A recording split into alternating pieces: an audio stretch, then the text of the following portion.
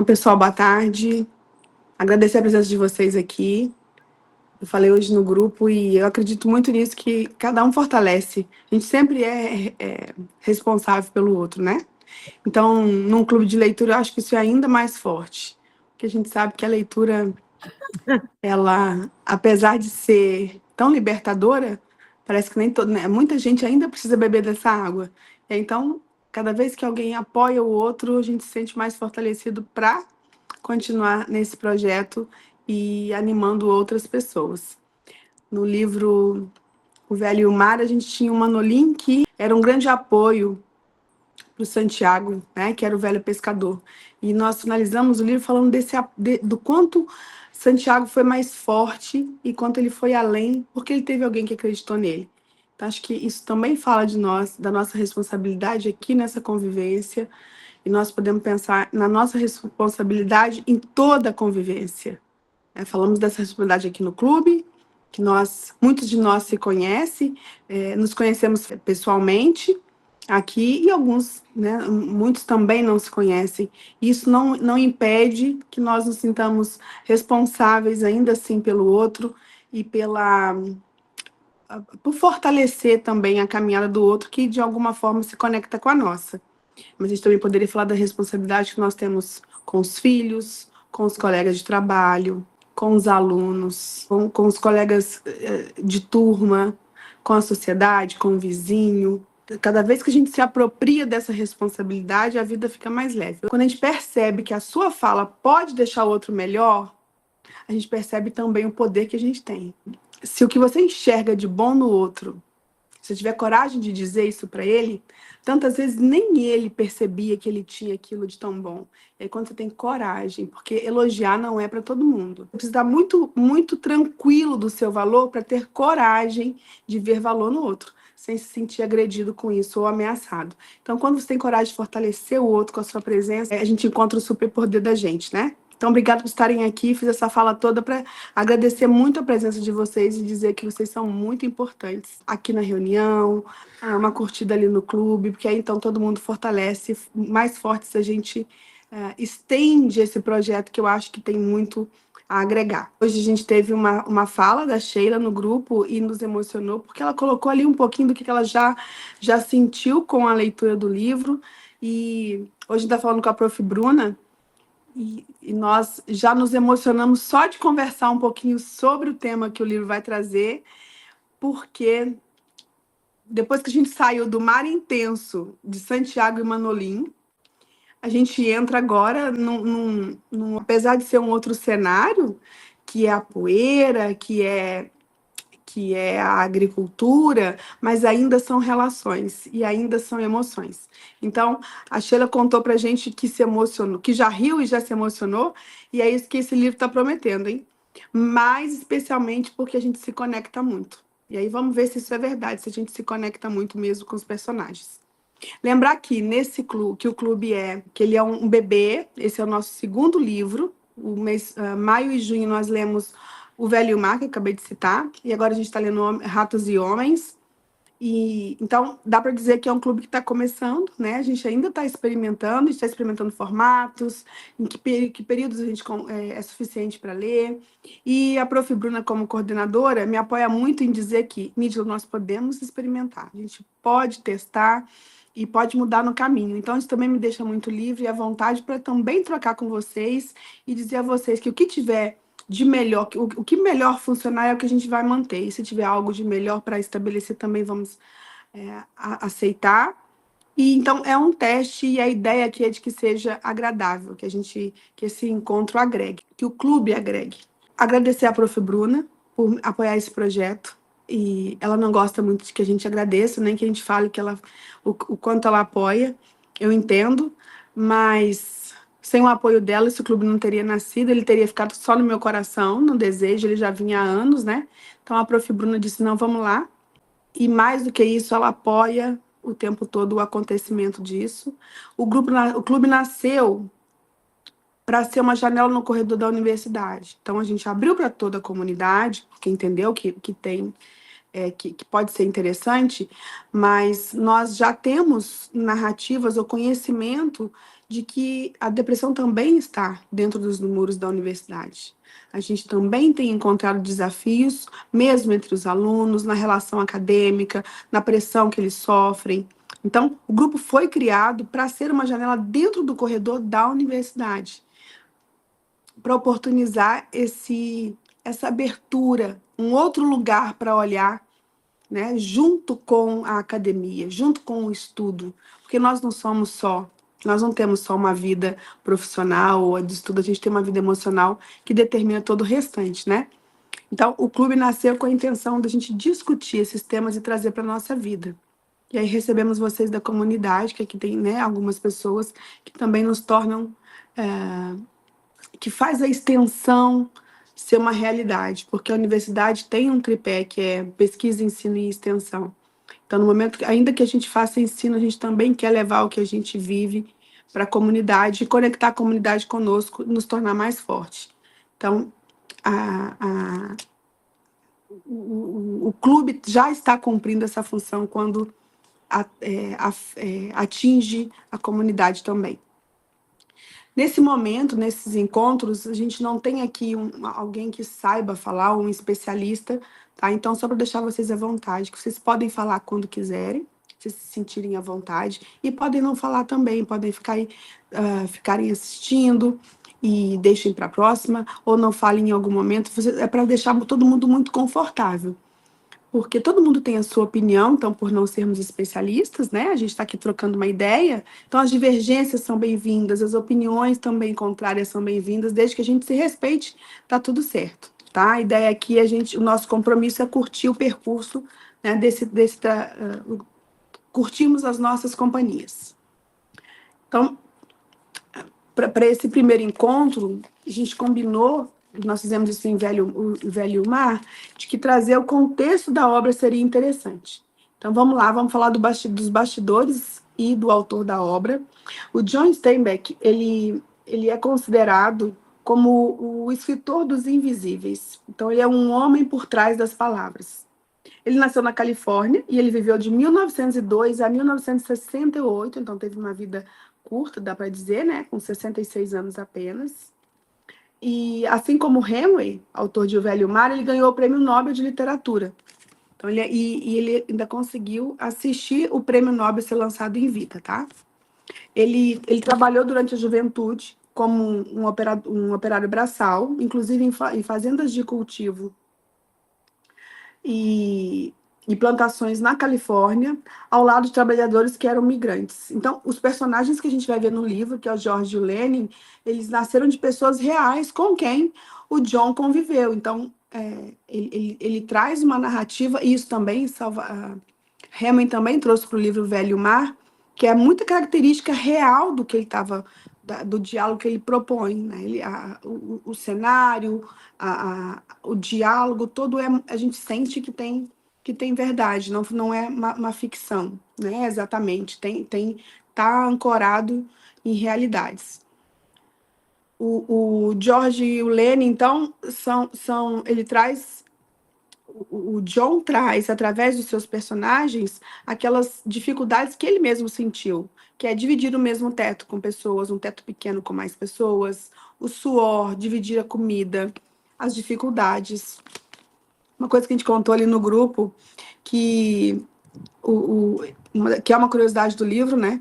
Que quando ele estava com uma grande parte do livro escrita, o cachorro dele, o cachorro do John, do autor, comeu grande parte do livro e ele precisou ignorar aquilo, ver com bons olhos, né?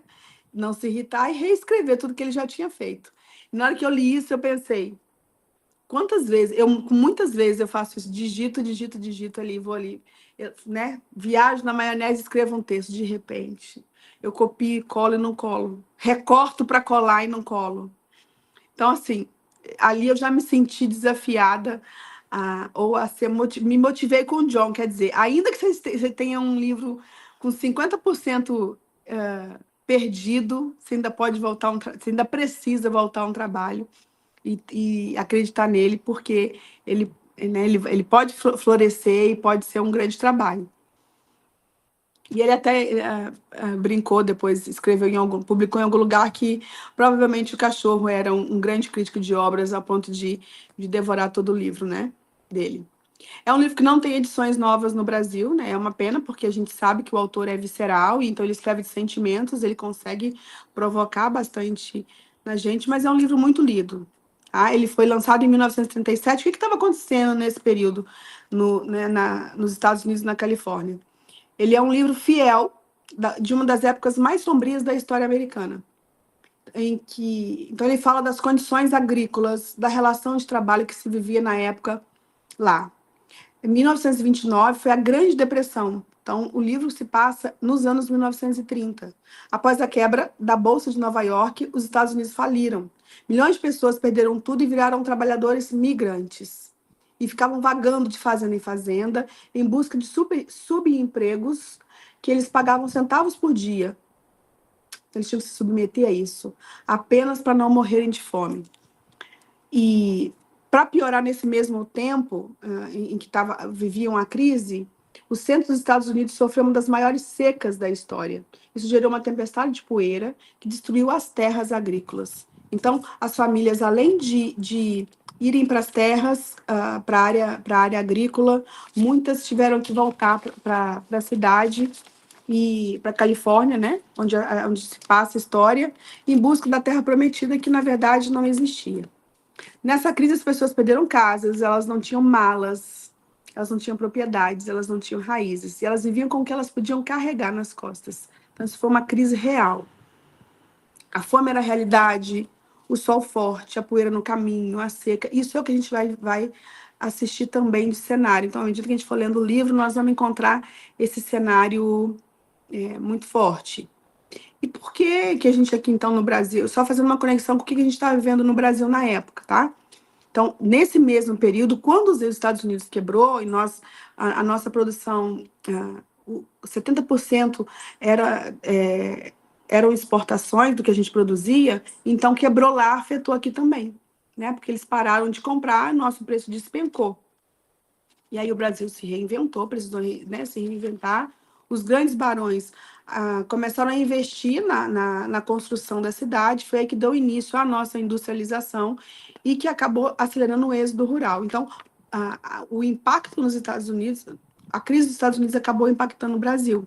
Então, só para a gente contextualizar que tudo que acontece no cenário mundial acaba afetando a gente. A gente vivencia isso com a situação do petróleo, né, com a situação da guerra, que a gente acaba sentindo aqui. Então, nós somos vulneráveis, enquanto nação, a uma crise mundial, né? E no fim, toda crise também motiva uma transição, né?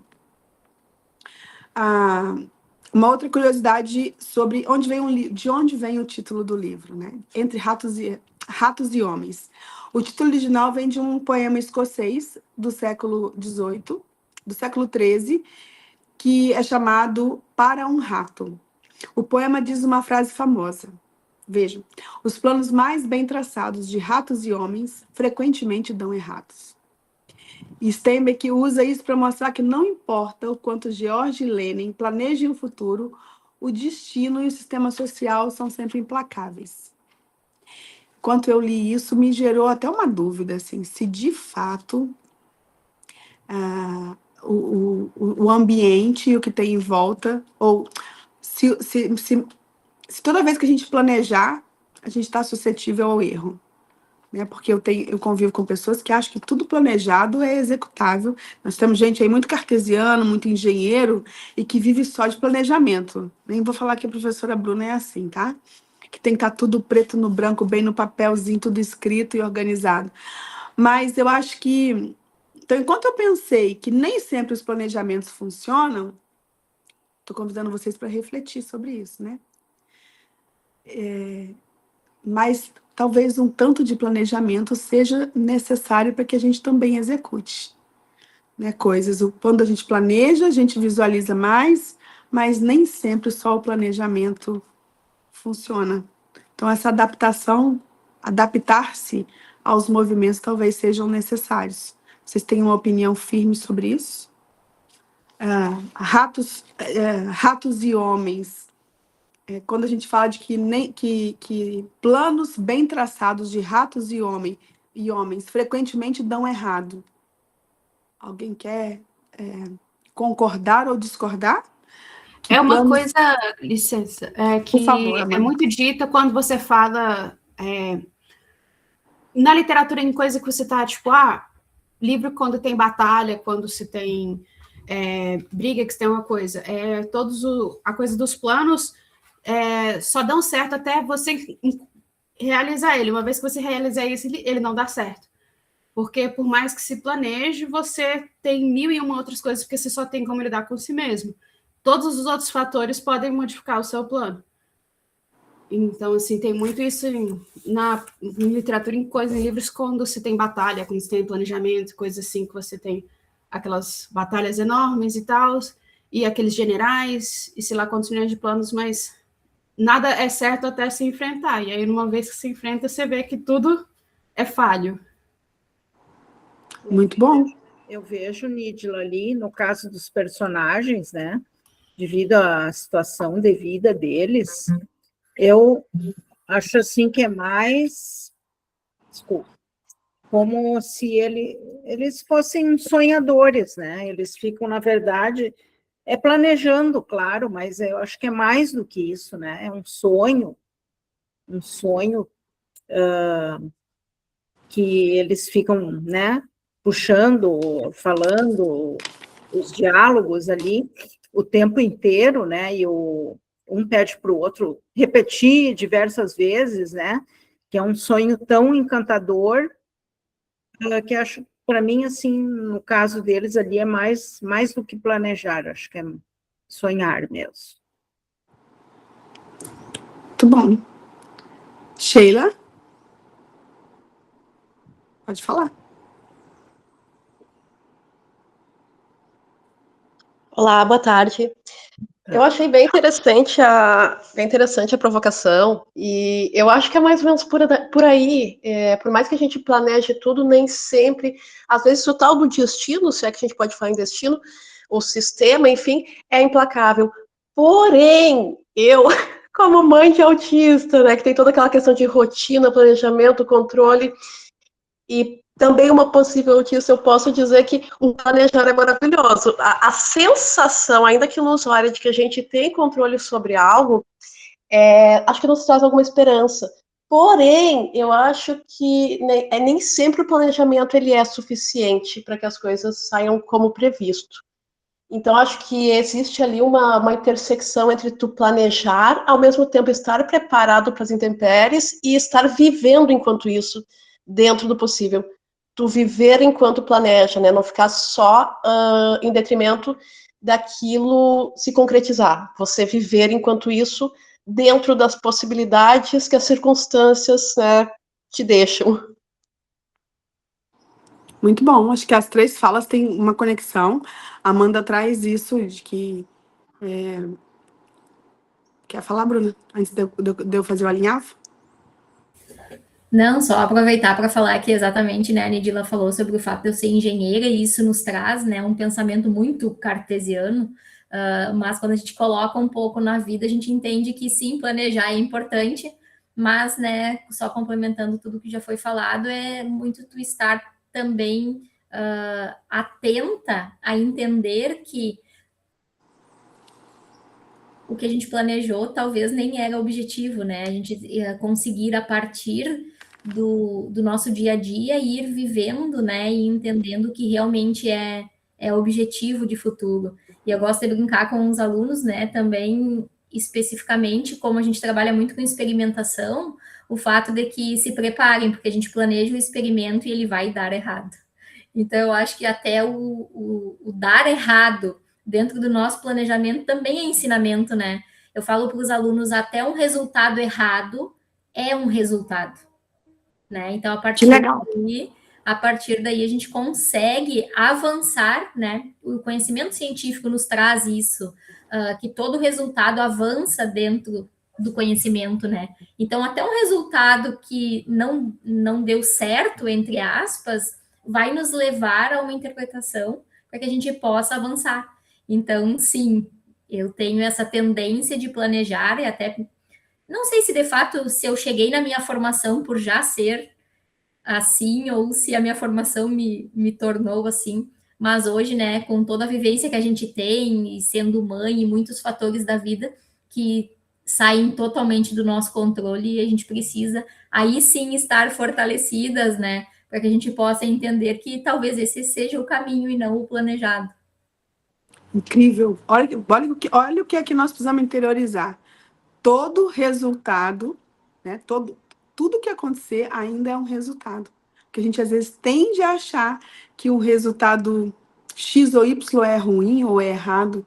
Então, treinar o nosso olhar para que nem sempre, para que tudo que acontecer é um resultado.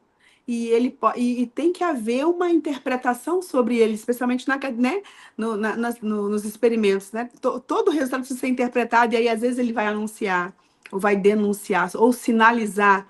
Olha quantas palavras. Anunciar, denunciar e às vezes só sinalizar alguma coisa, ou nos auxiliar também a como enxergar o percurso que a gente fez, porque às vezes é isso, é algo no percurso que contribui para um olhar para o percurso que vai seguir, né? Antelmo, por gentileza. Boa tarde, então, falando dessa relação entre planejamento e sonho, né, é que é um planejamento tão utópico na situação que esses personagens se encontram, né, que ele realmente está na fronteira entre sonho e planejamento, né, então eu acho que é isso, né, que torna ele mais, como é que se diz, pungente na vida dessas pessoas. Então, assim, fazendo um alinhável de tudo que a gente ouviu, que vocês comentaram nessa parte, e o quanto é de aprendizado as falas, né? Analisamos e dá para tirar aprendizado. Porque no momento que a Amanda traz que isso é real em outras histórias, de que por mais que se planeje, os eventos vão acontecer. Isso é sobre vida, gente. Né? A gente que é mãe, a Bruna trouxe isso, você acaba precisando aceitar o fato de que o imprevisto ele acaba sendo algo previsto. Tem que se prever imprevistos. E aí, então, a gente tem que se preparar para eles. Quando a Sheila disse que por mais que tenhamos planejado, isso dá uma segurança, mas também aprender a lidar com o que vem. E isso parece fácil, mas quantas vezes a gente se depara com pessoas que, ao encontrar um desafio, tornam-se agressivas, tornam-se rabugentas, mal-humoradas. Então, talvez falte esse entendimento de que é possível lidar com, ou é necessário lidar com os imprevistos para tomar uma melhor, inclusive uma melhor postura frente aos desafios que surgirem. E aí a Cláudia traz e o Antelmo reforça que tem uma barreira, às vezes, também, um limite que às vezes até é tênue, até na nossa própria vida. Quanto do que a gente idealiza é possível, é palpável, né? E não está... O quanto é possível de se realizar, quanto é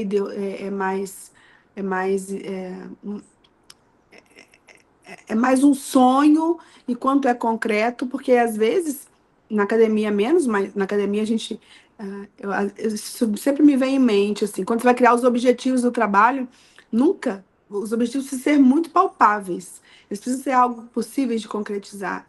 E às vezes aqui na vida real a gente não tem essa facilidade, ou um orientador que te diz, olha, é possível realizar isso aqui?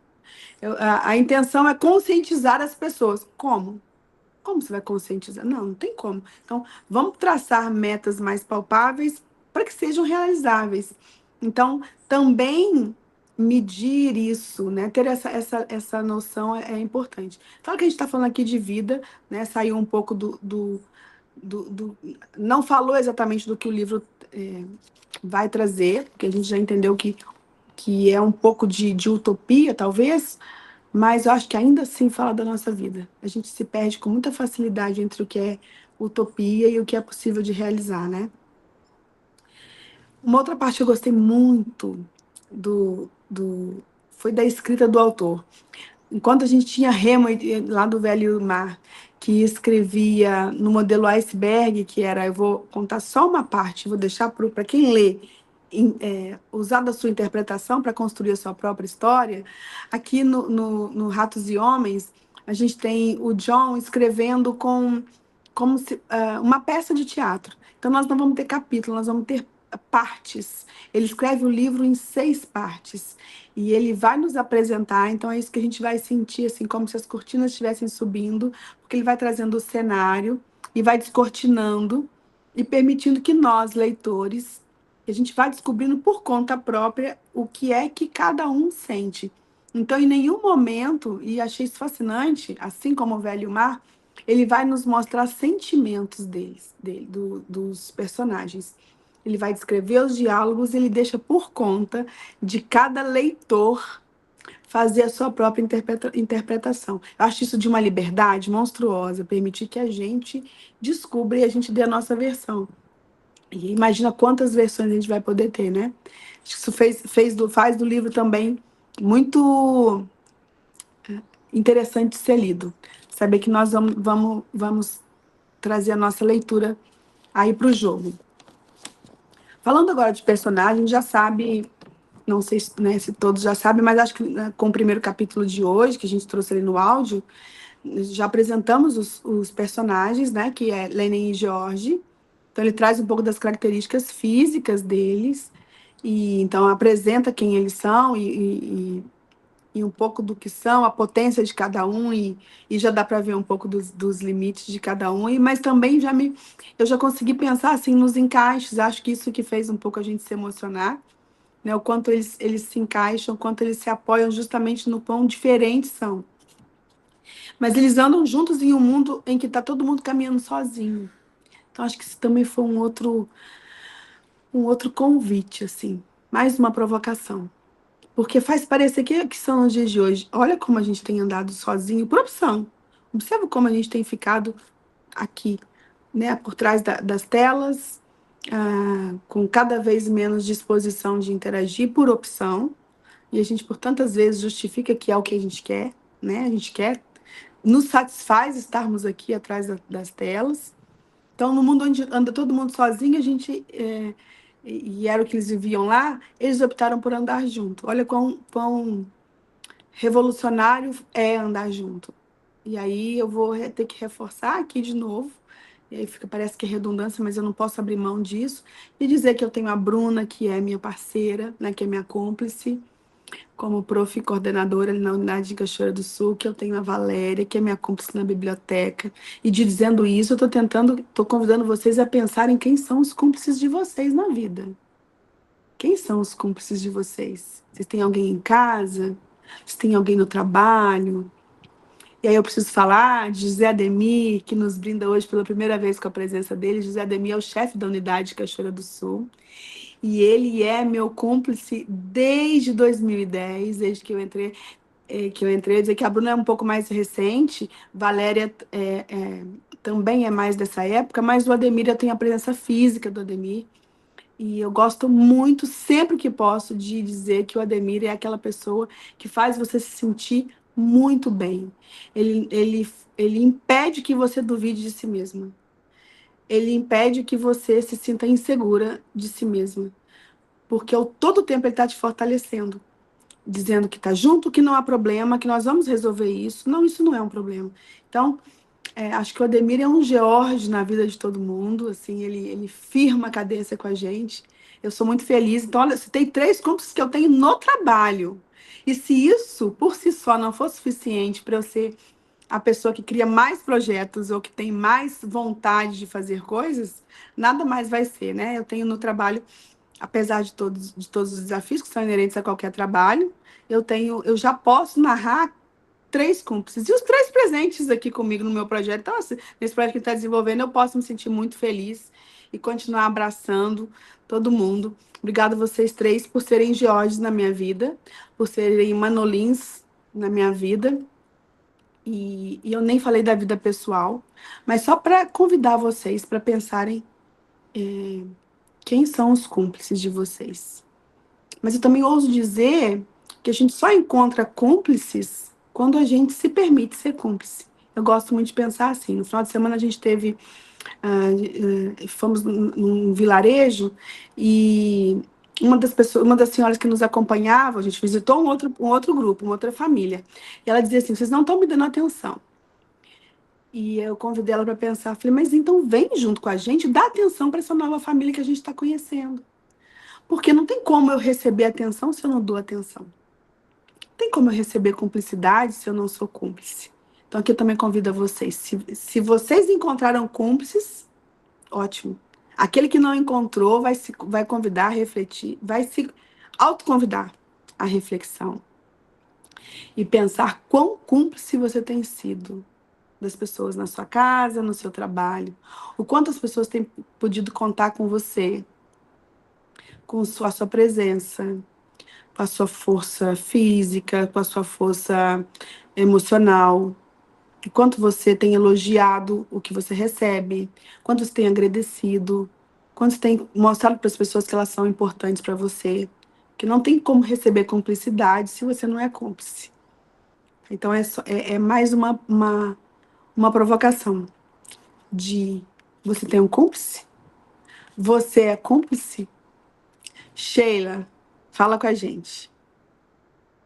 Estava aqui pensando sobre isso, trabalhando e pensando sobre isso. E é interessante como hoje em dia, principalmente na internet, se ouve falar muito sobre independência, sobre solitude. E não acho que seja ruim, acho que a solitude, a gente aprender a usufruir da nossa própria companhia e se sentir bem com isso é muito importante.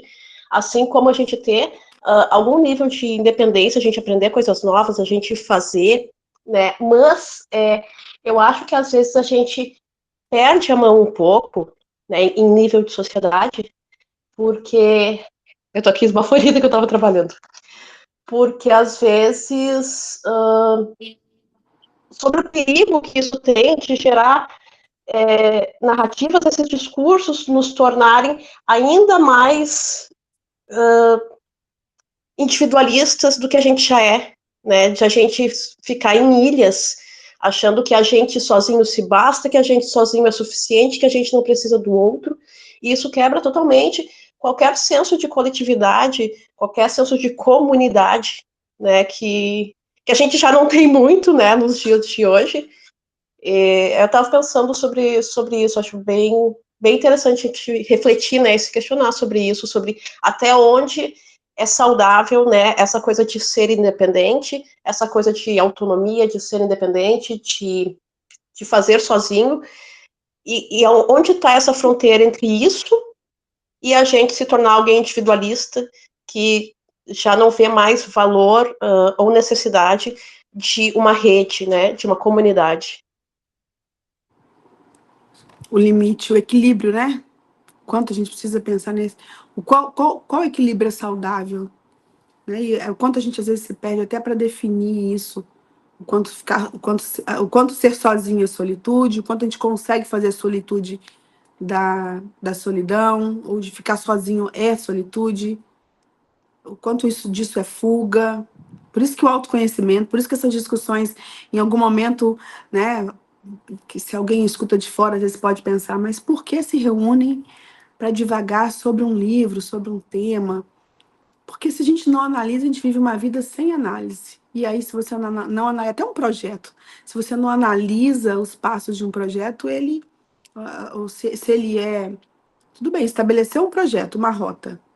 Se em nenhum momento você faz análise do que foi estabelecido, você não consegue avaliar, você não consegue melhorar, não consegue mudar, ter melhores resultados. Então, a análise ela é sempre muito importante até para encontrar esse equilíbrio, o que é que está dando certo. E a análise é autoconhecimento. Então, essa discussão, eu acredito muito nela para o nosso crescimento, para a gente sair daqui pensando um pouco mais, né? Claudinha. Eu estava falando ali, né, de ser cúmplices, os cúmplices que nós temos, e tu estava falando com tanto carinho, né, dessa relação, e eu já fiquei pensando no personagem ali, principalmente no Jorge, né, o Lenny, ele é um docinho, né, Que amor. compensação o Jorge, né, ele, né, fica malhando o Lenny o tempo inteiro, né? Apesar dessa cumplicidade, né? É uma coisa muito forte nesse personagem aí, que é o Jorge. A maneira de ele tratar o Lenny. Eu já estou percebendo que você já tem preferidos aí nos seus personagens. Eu já senti que você tem uma preferência. Legal, né? Talvez. Que amor. Gente, é isso mesmo o livro, tá? Para quem já... Não quero revelar mais do que o segundo... O trecho que eu fiz em áudio hoje, né? Mas já dá para sentir que é isso que a gente vai receber pela frente. Emoção e oportunidade de tomarmos partido. E que bom que a gente tenha condições, Cláudia, de nos posicionar e termos partido. Que a gente... Porque eu acho que... acho não é isso que eu quero dizer. Porque se a gente consegue se posicionar, é ainda mais fácil. Eu acho que quando a reflexão nos permite a dúvida, aí a coisa muda, né? Quando a gente ficar em dúvida entre o que eu faria de diferente. Eu acho que esse é o maior desafio. Quanto eu consigo fazer diferente aqui, né? O grande motor do livro é o sonho dos dois, realmente, que vocês já trouxeram aqui. E acho que fala tanto da gente. Juntar dinheiro, comprar um pedaço de terra, ter uma casa, no caso deles, criar coelhos, né? E naquela época já era muita coisa. Ter coragem de sonhar e passar dificuldades sistemáticas em nome desse sonho e não desistir disso. Então, lá fazia sentido ter um sonho, mas hoje ainda faz sentido ter um sonho, né? Um sonho é um sentido para viver. E a gente já sabe que ter um sentido para viver é o que nos mantém de pé. E a gente já sabe que quando a gente perde o sentido para viver, quando a gente perde a visão ou o desejo do desafio, quando a gente não tem mais uma causa para viver, é que a vida perde o sentido. Então, ter um sonho é algo a ser perseguido. Então, essa já fica sendo um desafio também. Acho que podemos falar em desafios, que acho que a gente ainda não fez isso, tarefas. Né? A tarefa da reunião de hoje é, primeira, se a Bruna conseguir anotar, ou a Claudinha, uma das duas, ou a Valéria, anota para a gente colocar no grupo depois, que o desafio é encontrar quem é o seu... Pensar nos seus cúmplices e pensar se você está sendo cúmplice. E a segunda tarefa é pensar quem é o seu motivo, quem é o seu sonho, qual é o seu sonho hoje. Porque a gente precisa ter um sonho. E eu falo isso para mim. Eu não sou uma pessoa que sonha, eu não sou uma pessoa de grandes objetivos, eu tenho muita dificuldade de identificar o que é que eu quero fazer daqui a 5, 10 anos. Não quero, nunca planejo. Então, é algo que eu tenho tentado desenvolver em mim. E aí tenho feito, como eu não tenho desejo de sonhar grande, de conquistar grandes coisas, não tenho. Muito difícil pairar minha mente em alguma coisa, uma conquista. Aí eu tenho me esforçado, então, para fazer metas menores. Então, o que eu quero para esse ano? E aí eu separo as minhas metas em nichos, assim. Precisei me organizar dessa maneira, gente. Na vida pessoal, então, esse ano eu quero X coisas, eu quero... E aí eu tive que ir para as relações. O meu sonho na minha relação com o marido é essa, o meu sonho na minha relação com os meus filhos é essa. E aí levei para o trabalho. Qual é a minha meta no meu trabalho? Qual é o meu sonho no meu trabalho? Por quê? Porque grandes metas... Porque tudo bem, se eu quisesse, por exemplo, trocar de carro e comprar um carro X, talvez isso me alavancasse no trabalho. Eu estou falando isso convidando vocês para pensar no de vocês. Uma grande meta financeira, ela às vezes leva a gente para um lugar, né? Te faz trabalhar mais, buscar crescer para ter mais dinheiro, talvez te distancie da família, mas vocês veem que um sonho, uma meta, um sentido para viver, ele é muito importante, ele é necessário. Então, como eu sou alguém que tem dificuldade de sonhar e ter grandes objetivos, isso para mim é uma limitação, eu estou convidando vocês, eu sei que não é a maioria, né? Parece que a maioria tem facilidade, estou convidando vocês a pensarem qual é o sonho de vocês. Se vocês já estão no meio do ano, talvez já realizaram o seu sonho de 2025, mas já pensaram sobre eles? Vocês já sabem o que vocês vão comemorar lá no dia 31 de dezembro? É isso que eu quero convidar vocês, então anotem para mim aí. Qual é o sonho de vida e qual é o sonho de 2025? É um convite para pensar. Se alguém aqui já tiver resposta e quiser 2026, falar... não? Ai, desculpa. Mulher, como assim que eu ainda estou no ano passado? Não é possível. 2026, Amanda, claro. Que sonho a gente ainda vai realizar em 2026? Alguém aqui já realizou? Alguém aqui tem uma meta? Eu tenho só um no momento. Passar nesse semestre. Já é bom, Amanda. Você está como eu, então, está fazendo pequenos sonhos, né? Pequenas metas ali, a curto prazo. Alguém tem mais um sonho? Não precisa compartilhar o sonho. Porque vocês sabem que se compartilha o sonho, aí cria um compromisso público, né? O que é muito importante também, né? Daqui a pouco, criar compromisso público nos leva a lugares bem interessantes. Não, só queria compartilhar que eu também tenho essa dificuldade, Nidila, para tu não te sentir sozinha nesse mundo. Eu tenho um pouco de dificuldade de sonhar, assim, principalmente com coisas e algo em específico.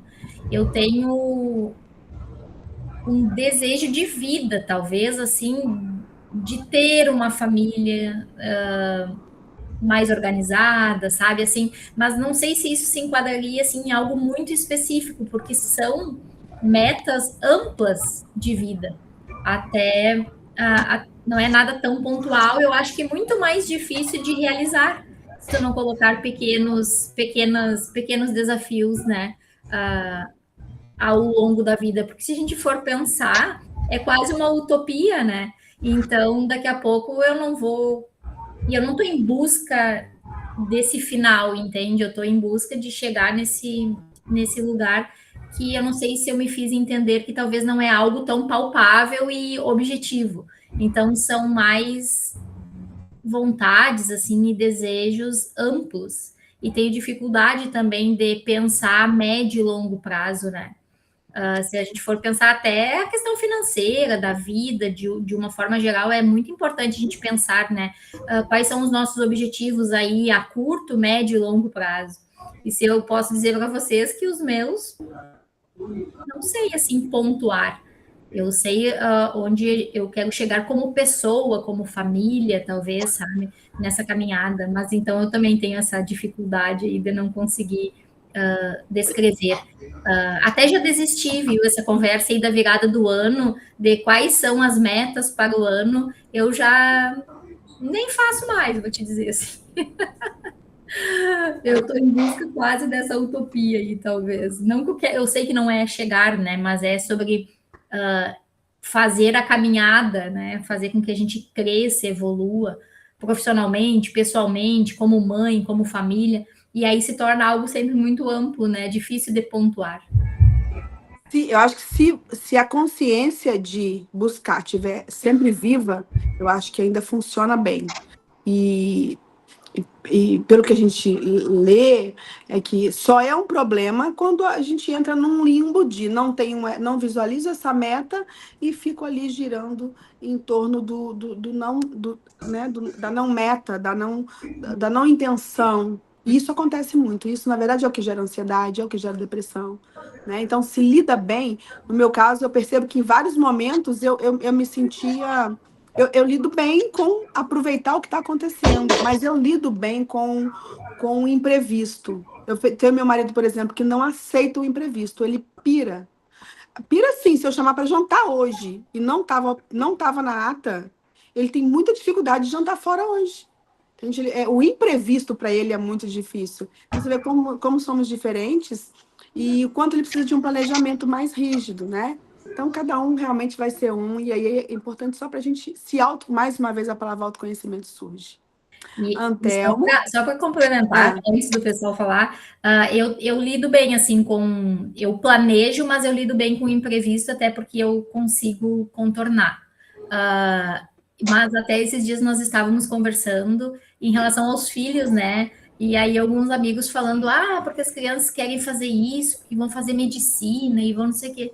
Eu estou pensando tão hoje, que eu não consigo nem pensar a longo. Claro que eu espero que os meus filhos, né, estudem e tenham uma profissão, mas eu tô tão preocupado, tipo, eu gosto de falar em relação ao Davi, eu tô tão preocupado que a gente precisa alfabetizar, que eu não tô pensando e parece para mim tão longe, mesmo a gente sabendo que a maternidade não é, né, um piscar de olhos, mas eu não consigo ter esse pensamento lá, entende? Então eu tô pensando o aqui, o que a gente vai fazer hoje para amanhã dar certo. Não aqui tão longe lá.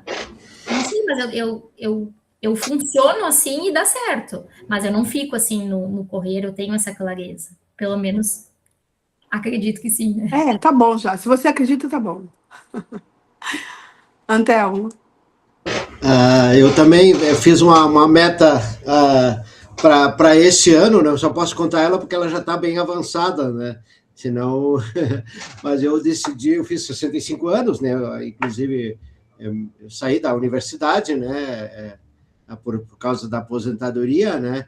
E eu disse, eu vou ler um livro para cada ano de vida esse ano, né? E são 65 livros para ler. Uau! Mas eu tenho assim, eu tenho o costume de ler sempre, né? Então já não é tão difícil, né? E já foi o esse agora, o Ratos e Homens, está sendo o 40º, então estou bem. Você já passou da metade da meta. Sim, já tô à frente do posso ler mais tranquilo agora, né? Claro, né? São leituras para ler mesmo, né? Então, muitas releituras também, né? Porque leio, vamos dizer, compulsoriamente desde os 13 anos, né? Então, faço muitos livros, eu faço releituras, né? Então, em cada momento você tem uma nova.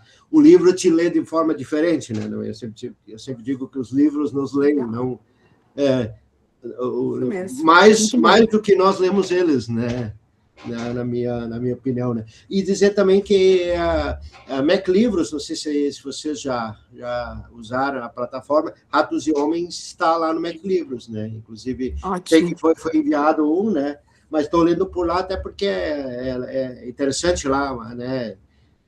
A maneira. E tem o Inverno da Nossa Desesperança também, que é do Steinbeck também, né? Que tem lá no Mac Livros. Que ótimo, Antelmo. Obrigado por essa informação. Não li, estou começando a ler o Ratos e Homens, né? Mas eu li Vinha Zaira já, acho que umas 2 vezes, né? Que é muito semelhante, até eu acho que mais visceral, né? Mais visceral. Então, era isso aí. Obrigado, Antelmo. Obrigado por compartilhar conosco a sua meta, por nos motivar, dizer assim, né, que tem gente lendo vorazmente. E já aproveito para te parabenizar pela idade, porque isso significa uma caminhada, né? 65 anos é uma jornada. E te agradecer também pelo serviço que você prestou à universidade. O Antelmo era nosso colega aqui na UERGS e se aposentou. Então, te agradecer pelos serviços que você entregou para a gente no tempo que esteve conosco. A gente deseja também sucesso, mas pelo visto o sucesso já está acontecendo aí, né?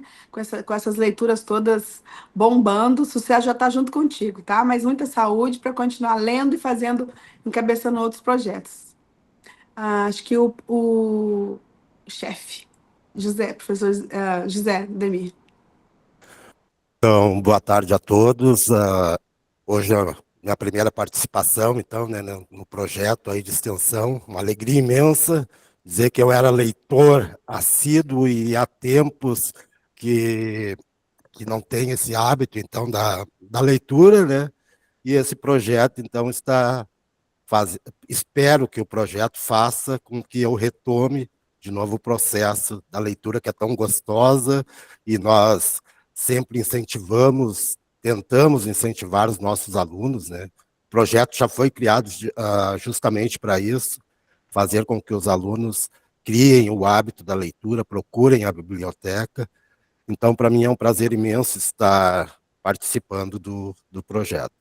E a questão que nós estávamos falando dos sonhos ali, a questão mais familiar, eu creio que estou, assim, bem não resolvido, nem toda a família feliz, mas estou no momento feliz com a parte familiar, eu tenho um sonho, que é a questão mais profissional, a questão profissional, principalmente no período pós-pandemia, vejo um tanto de afastamento entre as pessoas, e aqui na unidade eu sempre procurei não deixar ninguém para trás, sempre procurei dar Que amor! né, a mão a todos, para seguirmos e trabalharmos juntos. Sempre essa foi a minha meta, e o pessoal até sente uma certa dificuldade, às vezes, principalmente o pessoal que trabalha no administrativo.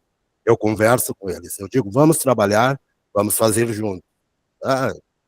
Pega tal função, eu pego tal função, e eles têm uma certa dificuldade de que eu não tenho aquela palavra ativa, assim, tu vai fazer isso, tu faz isso, eu digo, não, vamos fazer juntos, e vamos, e então tem essa dificuldade, e esse é o meu sonho, espero concretizar isso. Acho difícil, porque não depende só de mim, né? Não depende só da minha pessoa, depende do colega, do outro, também entender essa questão. Mas um dia nós chegamos lá.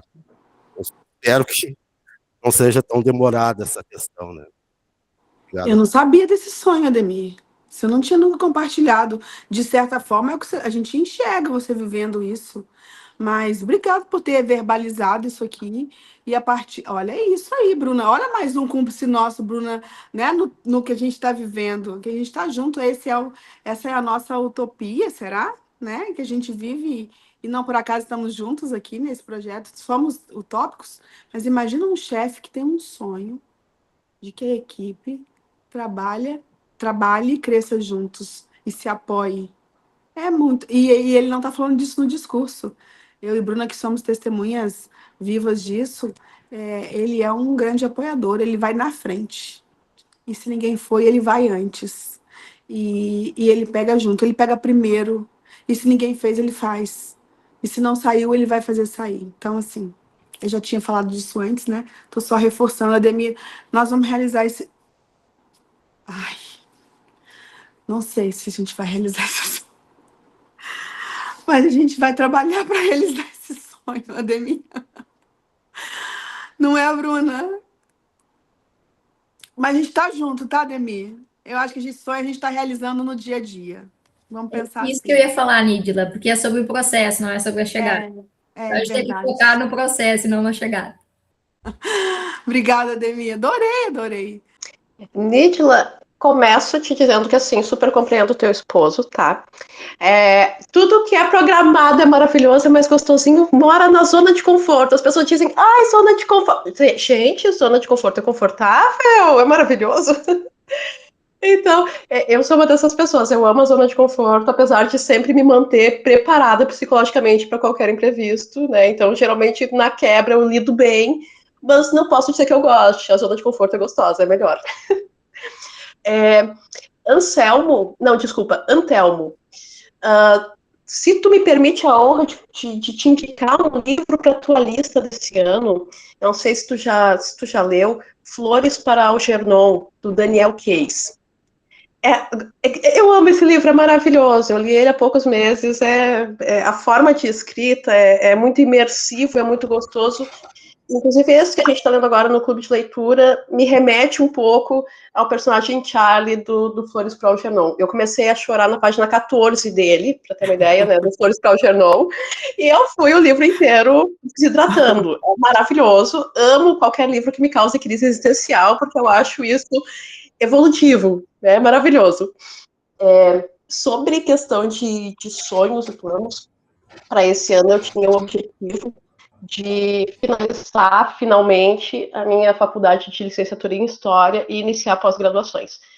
Consegui a muito custo, de muito suor e lágrimas, fazer meu TCC a tempo, beirando ali o final do prazo, quase perdendo a faculdade, consegui. Fui aprovada e estou fazendo 2 pós-graduações de psicopedagogia e AEE. E é bem como o pessoal estava falando aqui, achei bem interessante, né? Porque não é sobre a chegada, é sobre o processo. Eu acho que é no processo, é nesse caminho que moram as transformações, que mora o nosso aprendizado. E como sentido da vida, isso é uma coisa que eu reflito com muita frequência sobre o sentido da vida. Eu sou apaixonada por filosofia e eu leio muitos autores existencialistas. Então, para mim, eu acho que o sentido da vida é esse caminho, esse processo de aprendizado, de a gente aprender, de a gente ensinar, são essas trocas, de a gente descobrir juntos. Eu acho que esse é o sentido da vida, é a gente ir descobrindo, é a gente caminhar dentro desse processo. Muito bom. Parabéns pelos seus sonhos realizados, parabéns pelas suas metas ousadas, eu diria. Até porque você está fazendo isso com um desafio, que é um filho neurodivergente. Só preciso te dizer parabéns mesmo. Que bom, fico muito feliz. Ter você no nosso grupo nos fortalece, Sheila. Muito obrigada. O Thelmo quer fazer a réplica da fala dela? Uma dica ótima, eu reli ele esse ano, tá na minha lista dos 40, né? O Flores Paulo Genon. Vi o filme também, vi o livro há não sei quantos anos atrás, depois a gente passou, a gente tem um cineclube aqui em Santa Cruz, que eu sou um dos fundadores, né? E todas as terças-feiras a gente tem sessão tem um filme, agora não me lembro, não tem esse mesmo nome, o filme, né? Mas passou o filme baseado nesse livro do Daniel Case. O livro é fantástico, né? E o filme também, né? E então, eu te indico um livro, não sei se na réplica aí, que eu não tinha lido ainda, né? Antigo, Olho d'Água, da Conceição Evaristo. Que livro, um dos melhores livros que eu li dos meus 40, dos que eu não reli, no caso, né? Muito bom. Vamos criar uma lista aí. Vamos fazer Antelmo, já que você é do administrativo, aí faz para a gente uma lista com as suas sugestões para a gente correr aí depois pelo clube. Isso, vou fazer. E aí a Sheila completa. Isso. Fica vocês dois com essa missão, tá bem? Tem que ser para todos, mas a gente pode começar ela. Isso, pensei de vocês dois darem o pontapé. Isso. Tá? Amanda, querida. Eu acho que foi o Antelmo que falou do livro na Apple, né? Só fazer um comentário, porque eu tenho TDAH, eu prefiro muito mais ouvir livro, porque para mim às vezes é difícil, ainda mais quando um livro é mais antigo. Então eu tenho um link do YouTube, se alguém quiser, dele em português, que é o livro inteiro lido, se vocês quiserem, eu posso botar no grupo para vocês. Por gentileza. É o audiolivro no YouTube, que dá para ouvir. Ele é o livro inteiro, ele tem 3 horas e 40 minutos. Mas como é lido, normalmente, pelo menos para mim, audiolivro eu leio numa velocidade maior também, porque eu escuto mais rápido do que normalmente, né? Então, por isso também que eu acabo escutando audiolivro, que o TDAH faz isso com a gente às vezes. Sabe, Amanda, que um dos nossos... No início do projeto, a intenção era colocar a leitura do livro no YouTube. E a nossa limitação é porque, assim como a reprodução do livro, né, ela é proibida, a leitura do livro é uma reprodução do livro. Então, na verdade, como bibliotecária, não tenho condições... Que já existe, a gente pode assistir o que já... ouvir o que já existe, né? Exato. Então, assim, mas você viu ali que eu me comprometi a ler e está funcionando, então eu vou ler em partes e compartilho no grupo, mas vocês estão... A Sheila hoje atestou que funciona o áudio que a gente está mandando, né? Que a gente está lendo junto, eu acho que dá também o tom do nosso grupo, mas tudo que vocês tiverem, fiquem convidados e apoiados a compartilhar conosco no grupo. Esse link eu acho que ele é muito válido, vai servir para quem... quiser fazer uma leitura inteira. Vou pedir também para o Antelmo colocar o link do livro no Mac, por gentileza, se você já tiver com ele aí, né? Fácil.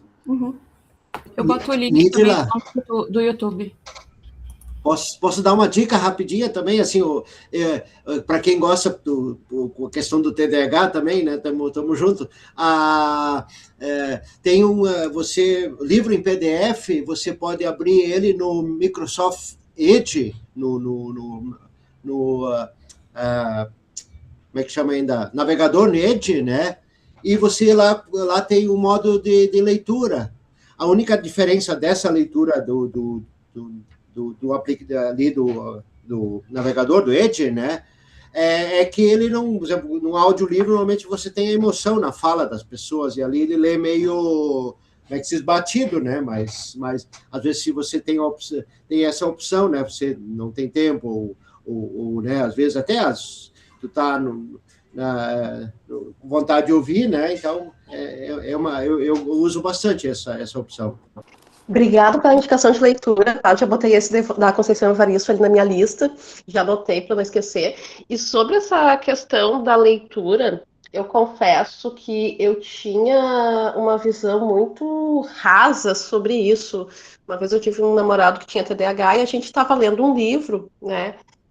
E de forma simultânea, ele e eu, e eu, como trabalho muito, não tinha muito tempo para ler, né? E aí, de repente, ele disse, já estou no final. Eu disse, mas como assim? Eu disse, não, eu botei o audiobook. Eu digo, não, peraí, tu está trapaceando.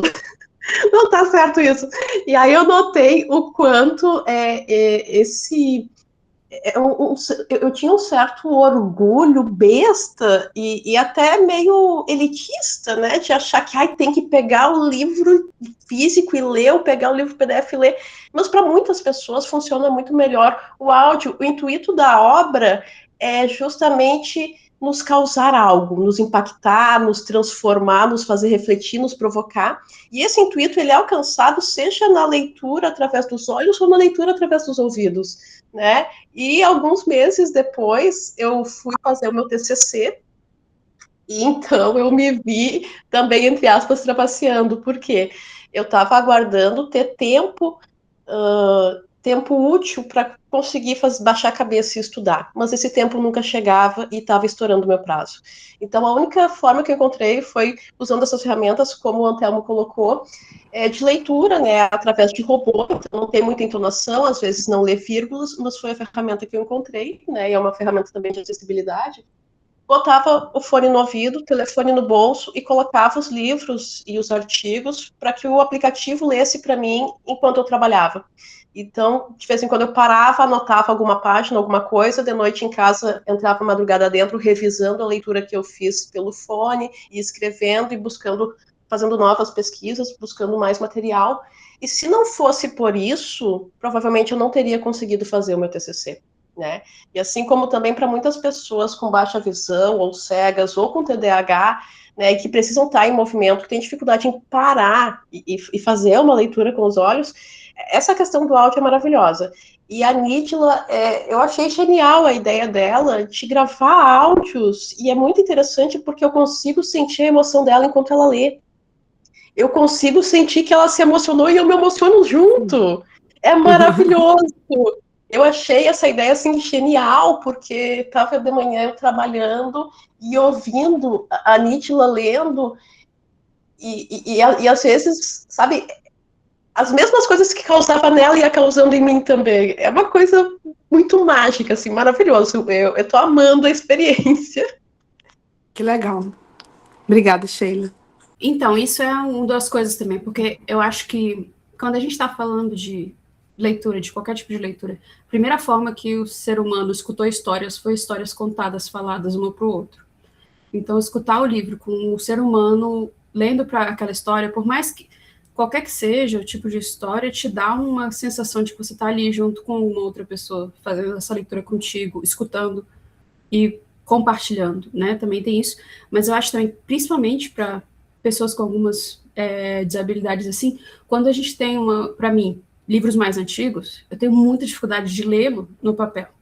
Às vezes porque o jeito que se escrevia era diferente, a forma que você vai conversando é diferente, mas quando você está ouvindo, é mais fácil de você tentar entender e não tentar forçar meu cérebro a compreender as palavras assim lidas, que é muito diferente do meu vocabulário atual, por exemplo, quando alguém está me contando a história. Então essa coisa de partilhar e tal, de estar ali escutando isso vindo de outra pessoa. Por isso que eu não gosto tanto do robô quando ele vai ler os documentos, porque eu sinto muito essa deslocação também, é muito impessoal, eu acho. Eu gosto muito do audiolivro narrado por pessoas, e às vezes você tem aqueles audiolivros que são narrados por várias pessoas, um narrador diferente para cada personagem da história, e você sente como se você estivesse ali dentro da história, ou escutando aquela fofoca ali, aquela conversa, que aí, no caso, para umas histórias assim, que eu tenho mais dificuldade, teria mais dificuldade de ler, me facilita para entender e para querer pegar ele também, porque tem alguns livros que, tipo, qualquer coisa do Machado de Assis, por exemplo. Vida inteira tentando ler um livro e não consigo. Mas no segundo que eu peguei um audiolivro, foi. Já fica aí, então, quase que uma meta para a gente, né? O critério que eu quero manter no clube, pelo menos nesse primeiro ano, é ler livro clássico.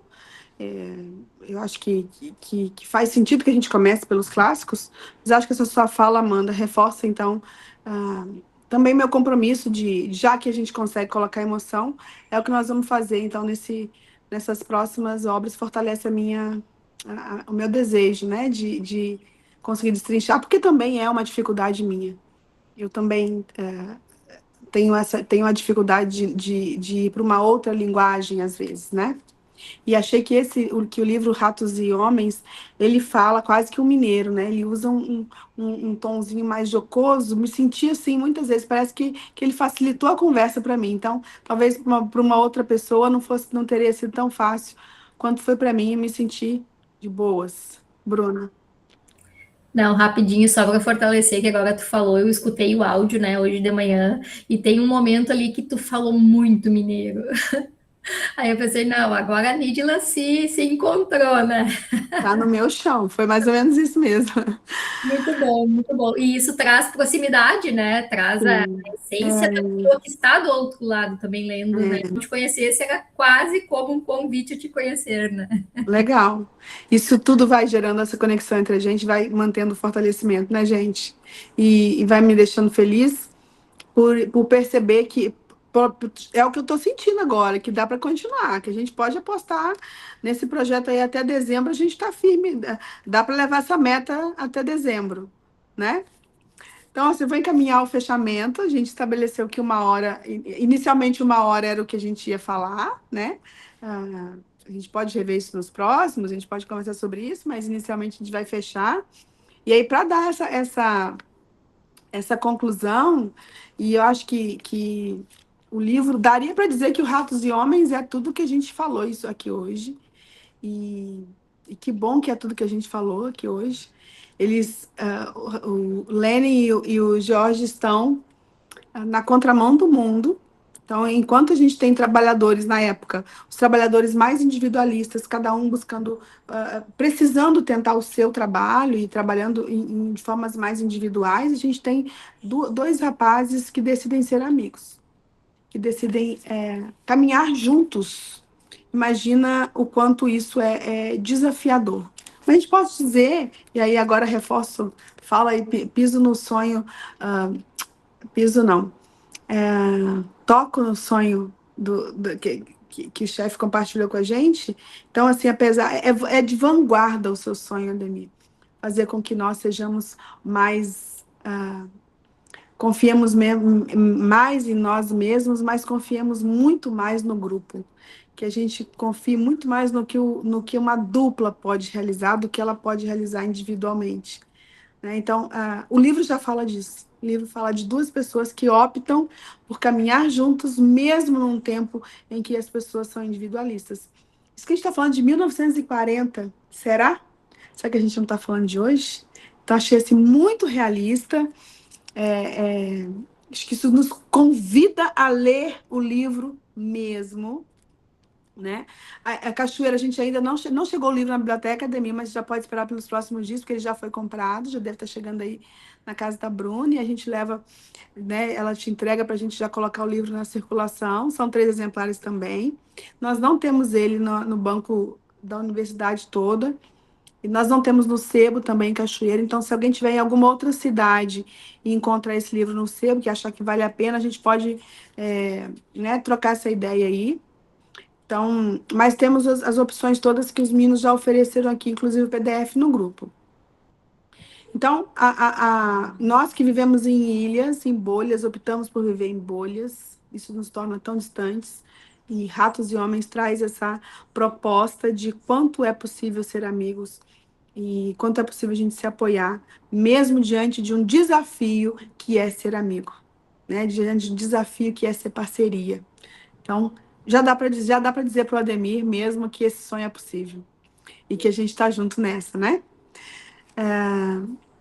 George, finalizando assim, né? Um resumo. George representa a mente e a razão. Aquele homem que planeja, que calcula e que tenta proteger o grupo. Então, apesar né, de toda a firmeza dele, esse é o papel que ele faz. Lenin representa a força bruta da natureza, a inocência. Ele é puro, ele é instintivo, mas ele é muito afeto. E ele é incapaz de medir as consequências do próprio poder físico em um mundo tão delicado. Então, nesse cenário, dois homens que decidem fazer um pacto muito revolucionário, que é ser amigos, eles desafiam a solidão, mas eles têm um ao outro para compartilhar esse sonho. Então, o convite é para que a gente olhe não só para a jornada dos dois e que a gente perceba que Ratos e Homens também é sobre a gente. Hoje eu dizia para a Bruna, Bruna, nós temos repertório aí para trabalhar, tá? Ademir, eu quero já te dizer, vou compartilhar, fazer um spoiler aqui. No final, na última reunião, nós falávamos de O Velho e o Mar, e no final da reunião, eu acho que a Bruna foi tocada pelo Velho e o Mar já na metade do caminho fim, tá? Ouso dizer que foi quase que na última reunião. Na última reunião, ela se tocou muito com eles, e aí quando terminou a reunião, ela disse, Nídila, eu não vou deixar o livro Velho e o Mar morrer. Não vou. Então, eu não posso mais criar nenhum projeto, porque eu já estou com 15 projetos na unidade. Mas vamos colocar em prática aquele projeto anterior. Então, ela tem um projeto, Ademir, que é Café com a Coordenação. Ela ousadamente deseja levar os alunos para tomar um café com a coordenação. A gente já pode aqui convidar o Ademir, né, Bruna? Para ser seu cúmplice nesse projeto aí de forma física. E aí eles pensam em ler o livro que a gente tem na unidade, fazer a leitura física. O Ademir vai ser o seu parceiro, seu cúmplice aí nesse grupo, acho que certamente. Maravilha, parceiro. Não é?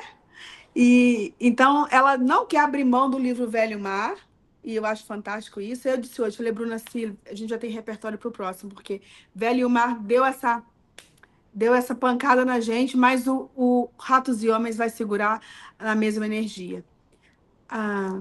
Acho que a gente já tem aí bastante emoção prevista pela frente, é o que vai nos manter. Nós temos mais pessoas na sala, então não sei se cada um quer fazer alguma falazinha, a gente já estourou mais ou menos o horário, né? Mas ainda dá tempo de alguém falar um oi, se quiser, antes da gente completar a reunião de hoje. Mas já adianto que na próxima, não é na próxima, né, Bruna? A gente vai fazer daqui a 15? Ai, eu sou super apegada. Por mim, a gente se via toda segunda. Se for bom para todo mundo, a gente se vê toda segunda. Não, né, Amanda? É impossível, Amanda? Não eras, né, Amanda? É demais, né? Tá muito tópico isso. Tá bem. Então... Dá pra ser todo dia. Dá pra ser todo dia. Não, eu vou querer continuar participando aqui com vocês. Fazer uma sugestão bem de boa. Tá. Eu percebi que, tipo, clássicos é a tendência do grupo aqui. Mas se a gente puder, tipo, lá para outubro, ler uma coisa assim, um suspense, pode ser clássico também, mas... Olha, vamos trabalhar nisso. Eu disse que não tem nada engessado, né? Eu pensei nos clássicos, mas eu achei, Amanda, que ler os clássicos é uma forma da gente ressignificar os clássicos, até para mim, que eu também tenho uma dificuldade de clássico. Vamos ver como é que a gente vai. A gente tem até dezembro aí, e como você disse, lá para outubro, vamos pensar. E sabe, Halloween é uma coisa assim mais... Boa. Vocês acham bom que a gente compartilhe um documento com as nossas percepções sobre a parte... por exemplo, eu li aqui a primeira parte. Vocês acham bom que a gente tenha um PDF com coisas que a gente discutiu nessa reunião? Ou... É que eu às vezes acho que é desnecessário falar muito, mas não sei como é que vocês enxergam isso. Os outros clubes de leituras mais... Não sei, eu assisto isso em clubes de leitura, as pessoas às vezes compartilhando um documento escrito sobre ideias que tiveram. Isso me parece um pouco limitado, né? Forçar o outro a já ler a percepção de alguém, mas não sei como é que vocês enxergam. Se vocês gostarem, a gente faz isso. Nídila, sabe o que eu pensei agora enquanto tu falava? É que como a gente compartilhou aqui, né? O pessoal compartilhou de que existem pessoas que precisam escutar, algumas pessoas gostam de ver. Então, talvez possa ser mais uma ferramenta. E para quem julga que não é adequado, não olha. Mas talvez a gente possa atingir, né, pessoas aí que vão gostar dessa possibilidade. Eu achei uma boa ideia nesse sentido de talvez conseguir, assim, ir abraçando o maior número de ferramentas, né, para conseguir atingir o maior número de pessoas. Talvez pode ser legal essa tentativa de fazer e sentir, assim, né, se o grupo realmente vai curtir ou não. Então, vamos dar vamos sair daqui hoje, então, com um compromisso de que durante hoje e amanhã, de repente, todos nós que tiver condição, pode colocar ali no grupo o que viu da reunião e que achou importante, e aí depois eu vou compilar isso. Pode ser? Entre hoje e amanhã, vocês saiam daqui e coloquem. Eu vou fazer uma chamada ali de abertura e dou espaço para vocês compartilharem. E aí a gente reúne depois isso num PDF. Cada um pode colocar a sua voz, né? O que colocou aqui hoje na reunião. E se tiver alguma outra lembrança de que ficou importante da reunião, e a gente compila isso. Eu só queria complementar, porque agora, escutando, eu também fiquei pensando, né, que não é só o que a gente falou, porque eu não sei se vocês saem assim, mas eu saio daqui e continuo pensando, continuo fazendo conjecturas, né, então daqui a pouco possa ser uma ferramenta também da gente conseguir compartilhar o que a gente saiu daqui e permaneceu, né, aí pensando. Então, eu achei bem legal essa possibilidade. Vamos fazer isso, então. Eu vou só aguardar, assim, eu vou esperar a contribuição de vocês, né, com seus pensamentos, as coisas que vocês posicionaram aqui, porque eu achei que foi muito rico, e também a oportunidade do restante do grupo assistir a gente, ouvir, participar, perceber o que a gente discutiu aqui. Alguém que não falou, que queira falar em texto, lá também fica legal. E aí depois a gente compila isso num PDF, e no final do livro a gente tem um grande PDF, que seria o quê? Um fichamento do livro. Não é? E a gente vai tendo fechamentos do livro ao longo do ano também. Isso também é rico. Tá? Muito obrigada. Obrigada a todos que estão aqui. Até a próxima, que é daqui a 15 dias, então, na segunda, dia 27, nesse mesmo horário. E o que vocês acharem que dá para a gente mudar, podem falar em inbox comigo, ou que a gente vai conversando, tá bem? Tchau, tchau, gente. Uma boa semana. Tchau, boa tarde. Tchau. Boa tarde. Ótima semana. Tchau, boa tarde.